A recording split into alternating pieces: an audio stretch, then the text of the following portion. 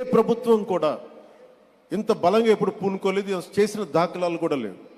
వ్యక్తులు చేస్తుండొచ్చేమో, కానీ దీనిని ఒక ప్రభుత్వం నుంచి ఇలాంటి పథకానికి శ్రీకారం చుట్టినందుకు మనస్ఫూర్తిగా శ్రీ గౌరవ ముఖ్యమంత్రి శ్రీ నారా చంద్రబాబు నాయుడు గారికి మనస్ఫూర్తిగా వారికి హ్యాట్స్ ఆఫ్ తెలియజేస్తాను. ఎందుకంటే 90స్లో అంటే ఒక నాయకుడు, ఒక పొలిటికల్ లీడర్ వచ్చే ఎన్నికల గురించి ఆలోచిస్తాడు, కానీ ఒక నాయకుడు, ఒక నిజమైన ఒక విజనరీ లీడరు వచ్చే తరం కోసం ఆలోచిస్తారు.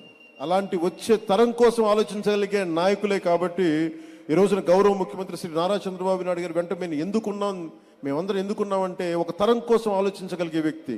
ఇప్పుడు ఒక తరం కాదు, 2-3 తరాల కోసం ఆలోచించే వ్యక్తిగా ఉన్నాం. అందుకని వేదిక పైన ఇక్కడున్న ఈ బంగారు కుటుంబం, ఈ పాలసీకి ఉన్న వాళ్ళందరూ చూడండి, చిన్నపిల్లలందరూ ఇంకా ఇంటర్ చదువుకుంటున్నారు. వీళ్ళందరికీ నాకు పరిస్థితి బాగలేదు, కానీ నా బిడ్డల పరిస్థితి బాగుండాలని ఏ తండ్రికైనా ఏ తల్లికైనా ఉంటుంది. వారికి ఎలాంటి చేయూతనివ్వాలి, ఎలాంటి సలహాలు ఇవ్వాలి, కొన్నిసార్లు ఆర్థికంగా కావచ్చు, కొన్నిసార్లు ప్రత్యేకమైన పరిస్థితులు కావచ్చు, ఏమిస్తే బాగుంటుంది అనేది ఈ నలుగురు కలిసి మనకి అటు ప్రభుత్వం తరపు నుంచి, అటు ప్రైవేట్ రంగం నుంచి, అటు ప్రజలు కలిసి పనిచేయటం, ఇది చాలా చాలా ఒక గ్రేట్ ఇనిషియేటివ్ మనస్ఫూర్తిగా. అది